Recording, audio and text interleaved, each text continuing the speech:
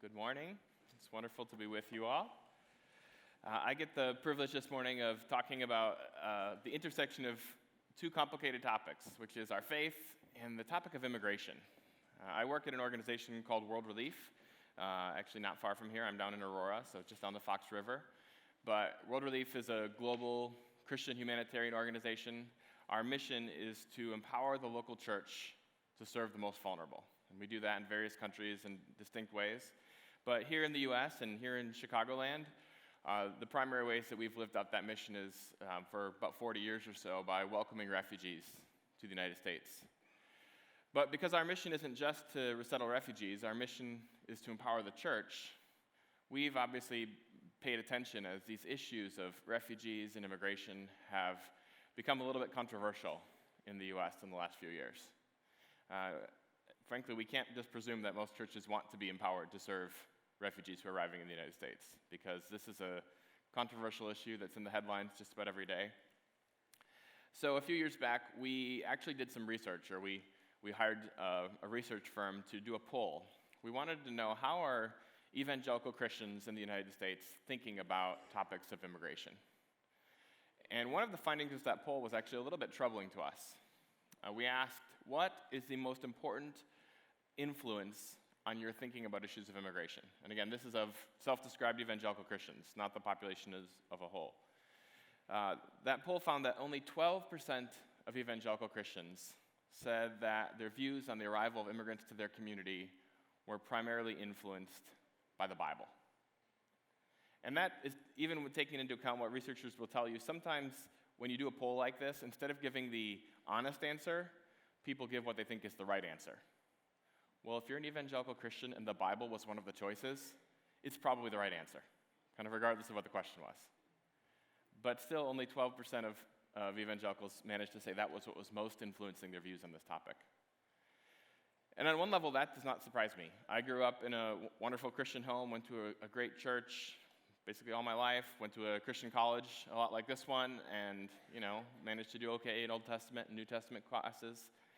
But if you would have asked me about the time I was finishing college what the Bible had to say about the topic of immigration, I'm not sure I could come up with that much. It wasn't something I'd heard a lot of sermons on or that we'd studied in small group. Those were not the memory verses that I'd memorized.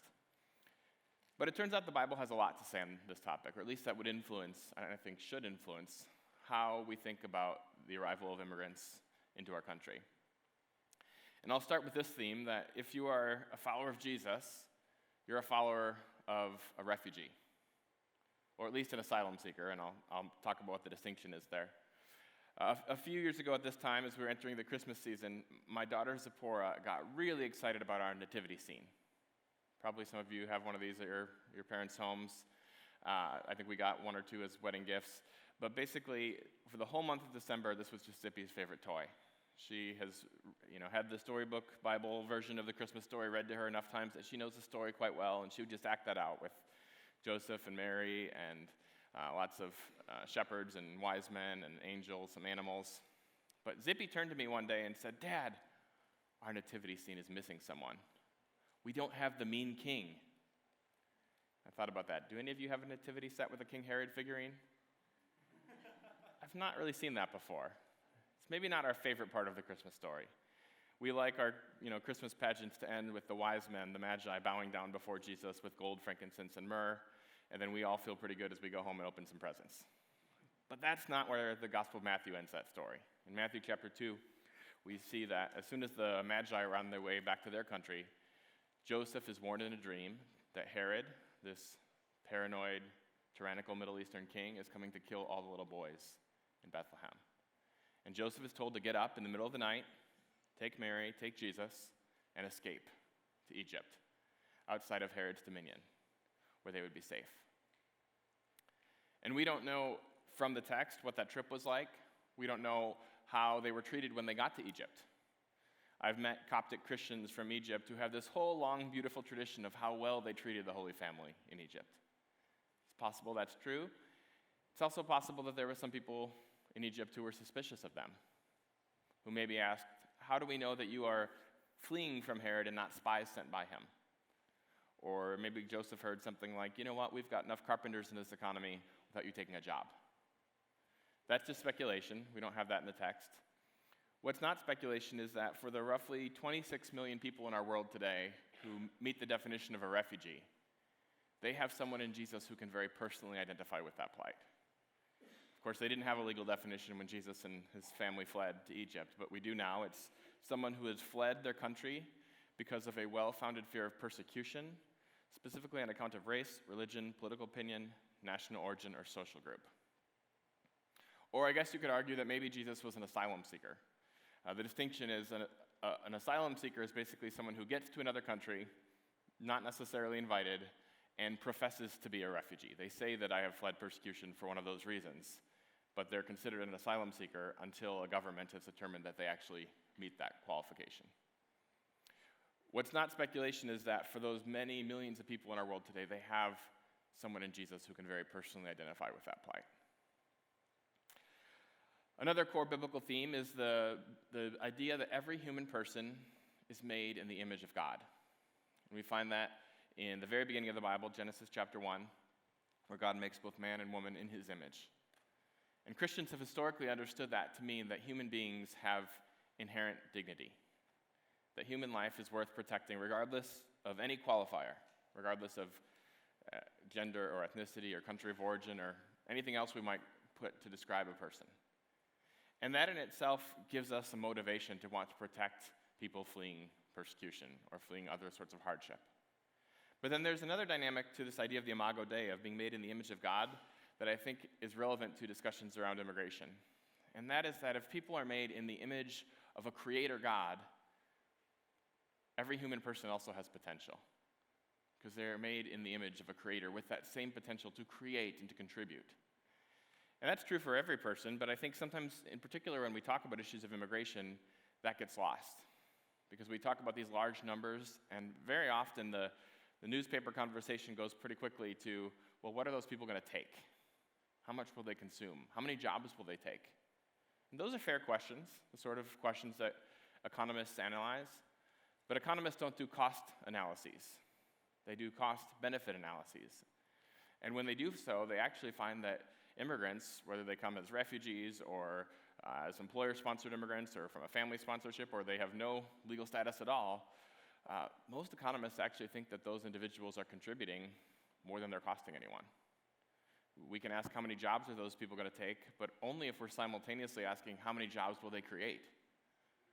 The reality is that 45% of the Fortune 500 companies in this country were founded by an immigrant or their child. All sorts of big American companies that we interact with every day wouldn't actually be American companies if it wasn't for our country's tradition of immigration.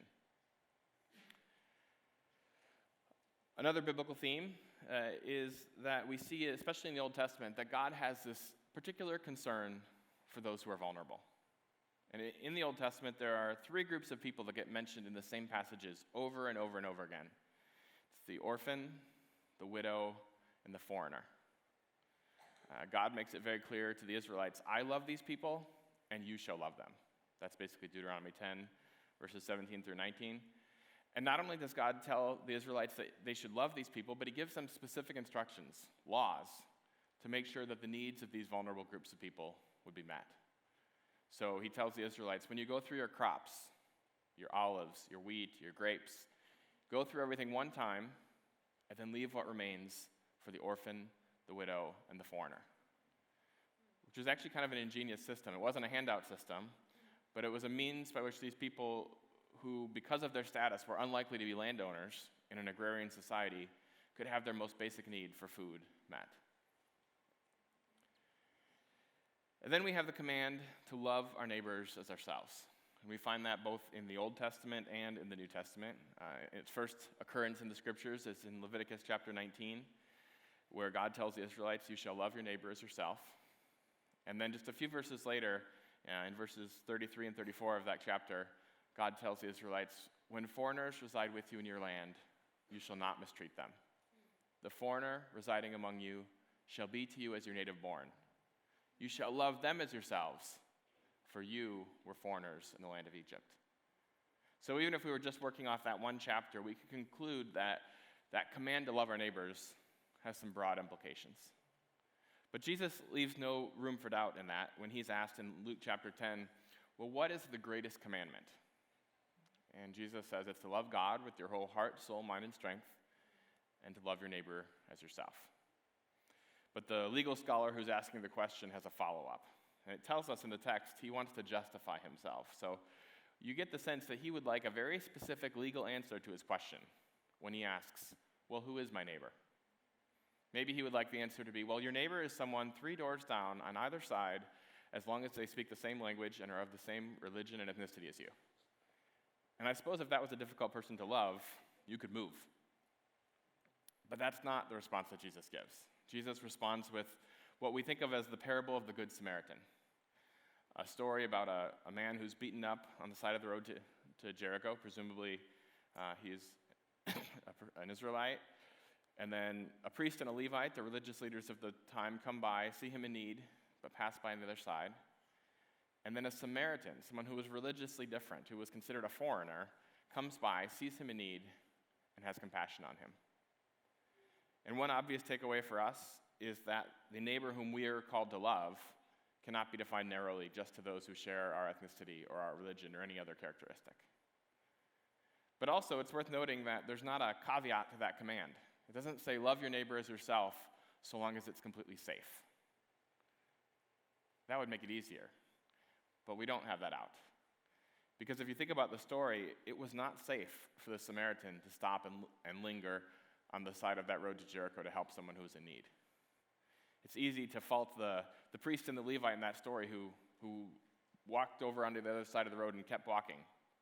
But if I'm honest, if my wife was on a road with a dangerous reputation late at night, I would tell her, just keep walking, get home as soon as you can, don't stop for anything. That would seem to be prudent from a human perspective. But the Samaritan who does stop and puts himself at some risk out of love for this vulnerable neighbor is the hero of the story. And I hear that, I think about some of the churches that we work with at World Relief in the Middle East, where they are serving incredibly large numbers of refugees who've poured over the border from Syria. And they are not doing so because they are confident that it is fully safe. They're not being paranoid if they wonder if some bad people seeking to do harm could actually sneak in amongst the many legitimate refugees, because they don't have a particularly strong vetting process right at that border. But they're serving people anyway. And it's not because they're convinced it is safe, but because they never were under the impression that following Jesus was going to be safe. And I think that's challenging for those of us who are American Christians, because safety is a really high value for most Americans. The irony is, in the United States, it is not unsafe to welcome refugees. In fact, if someone comes to the United States as a refugee, that means they've been invited by the U.S. State Department. Very few people make that cut. There are 26 million refugees in the world, and last year, in 2018, the United States resettled less than 23,000, so fewer than 1/10 of 1%. And anyone who did make it through that process went through a very thorough vetting process. It's actually the most thorough vetting process that our government has for any category of visitor or immigrant coming to the United States. Usually takes somewhere between 18 months and 3 years to complete for the very few who are considered. And it's been really successful.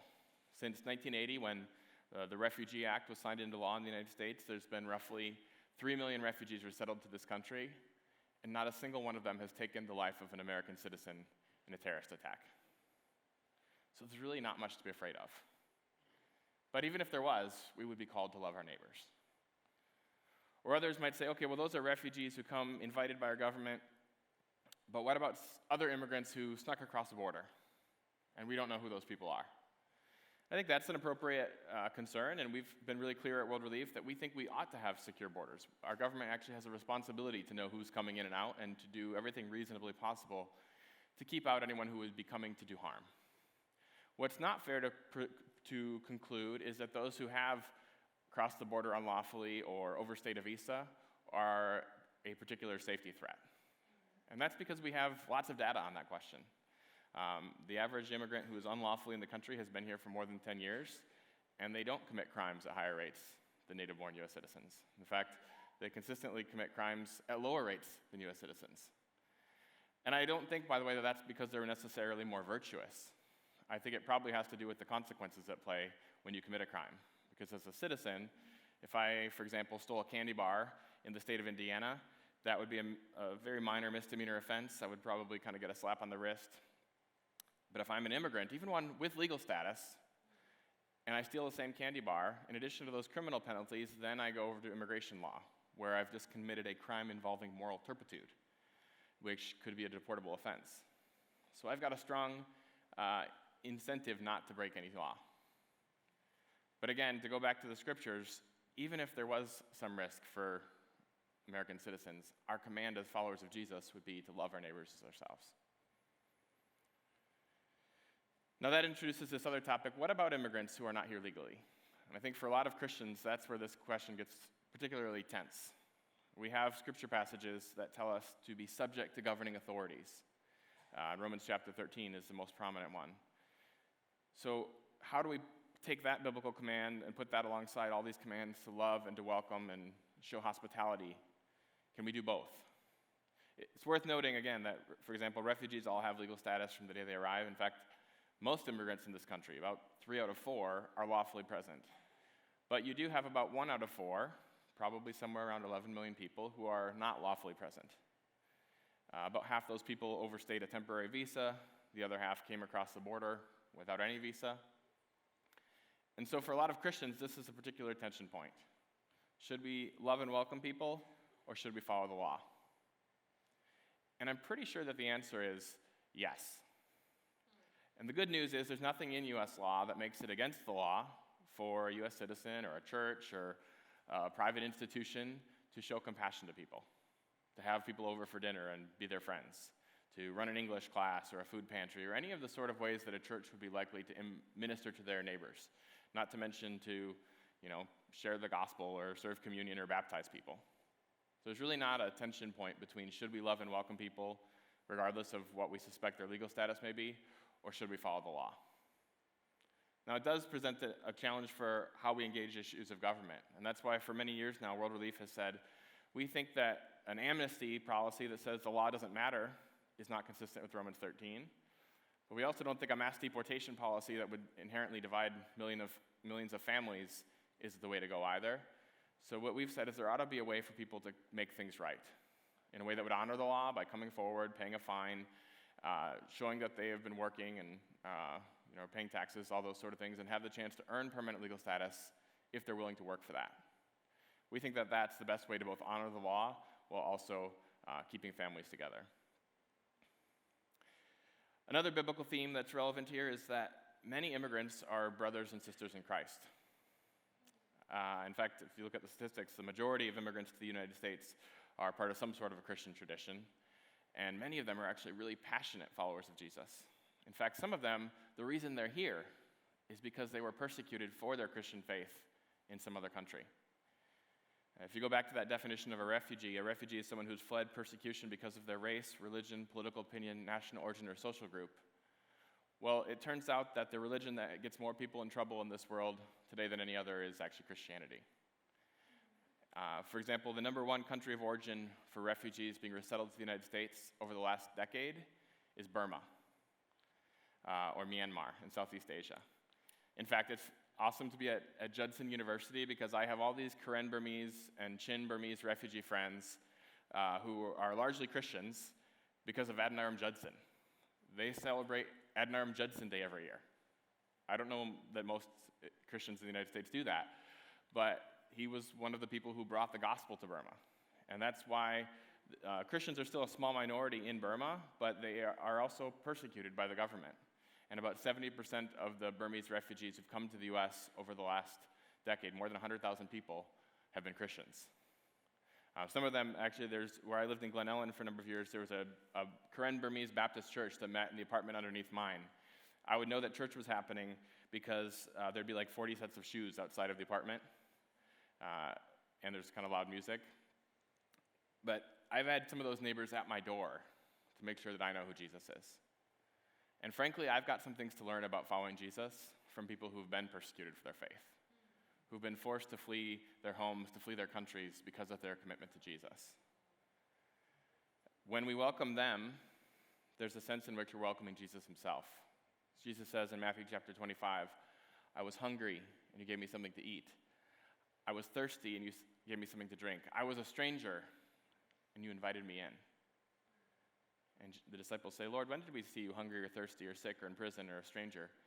And Jesus says, whatever you did for one of the least of these, my brothers and sisters, you did it unto me. It's also important to know that there are far fewer persecuted Christians coming to the United States as refugees today than there were just 3 or 4 years ago. I think we have the chart up on the screen here. It's hard to read that, but go back to fiscal year 2015, there was 15,000 Christian refugees just from the 10 countries of the U.S. State Department says are of particular concern for egregious violations of religious freedom. Countries like Burma, like Iran, like various others where Christians are persecuted. And as you can see, it's a pretty sharp downward trend. Hit a low point of about 3,000 in 2018, slightly up last year. It's about 5,000, but still well down from the historic norm within the United States. And that's as a result of an overall trend of far fewer refugees being allowed to be resettled in the United States. Of course, if we were only talking about persecuted Christians, I'm not sure this topic would be quite so controversial among American Christians. But the reality is there are other refugees and other immigrants who are not followers of Jesus. And I think for a lot of Christians, that's where this is especially tense. People hear about Muslim refugees arriving, and a lot of Christians are concerned. They see that as a potential threat. Our view at World Relief is this is actually an incredible opportunity. I grew up at a church where we have this missions focus once a year, and I remember there was a bulletin board with a whole part of the world they called the 1040 window. I don't know if they still use that terminology, but it was this part of the world where there was all these unreached people groups where there was almost no known followers of Jesus. And we would pray for those parts of the world. We would strategize on how to send missionaries to those parts of the world, even though it was very dangerous. And we should do those things. But we have missed something profound if we don't notice that God in his sovereignty has sent people from all of those countries to the United States, to Chicago, to Elgin. And we have the opportunity, as we love our neighbors as ourselves, to point people to the hope of a relationship with Jesus, to live out that great commission of making disciples of all nations. And the fascinating thing is people are coming into this context where we are blessed with religious freedom. So unlike many of the countries they came from, where choosing to follow Jesus would be basically a death sentence, or at least an invitation to persecution, in this country we are free to share our faith, and people are free to receive it or to reject it. And to be really clear, at World Relief, we don't trick people into following Jesus. We don't serve them better if they're Christians. But we do believe in evangelism rightly understood, which is an open invitation to a relationship with Jesus.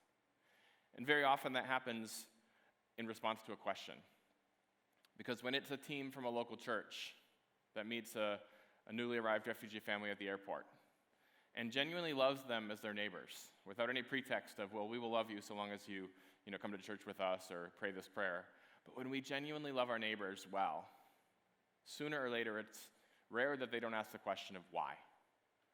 And we get to, as 1 Peter 3 says, to be ready to give an answer to everyone who asks you for the reason for the hope that is within you. And to do so, as it says, with gentleness and respect. We can't presume that just because, let's say, Muslim or Buddhist or Hindu refugees arrive in the United States, where most people profess to be Christians, that they will automatically be exposed to the gospel. We might think, well, there's lots of Christians around here. That should just happen automatically. But it doesn't. The Center for the Study of Global Christianity at Gordon Conwell Seminary did a study a few years ago. They found that 60% of people of non-Christian religious traditions in North America, most of whom it turns out are immigrants to their families, 60% say they do not personally know a Christian. Not that they've never read the Bible or they've never been to church, but that they don't know a Christian.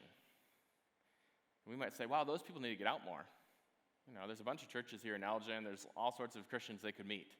But maybe we need to put the mirror up to ourselves and say, are we loving our neighbors well? Which might mean going into some different neighborhoods. And as we get to know people, pointing people to the hope of a relationship with Jesus. J.D. Payne, who's a missiologist down at Samford University in Alabama, says, something is missionally malignant whenever we're willing to make great sacrifices to travel the world to reach a people group, but are not willing to walk across the street. So I'll close with this last biblical principle, and that's the idea of hospitality. Hospitality is kind of one of those good church words. Like my church has a hospitality committee. As far as I can tell, their job is to make coffee. It's not great coffee, but we're working on that.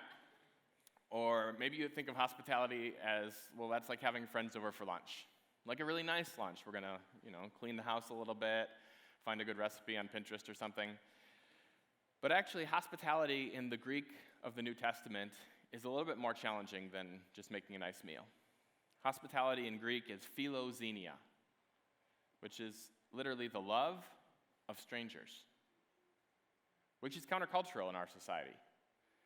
I'm a little bit older than most of you, but I grew up watching Saturday morning cartoons that had these public service announcements about stranger danger. And I think they still use that idea, right? Like, we teach kids strangers are scary people.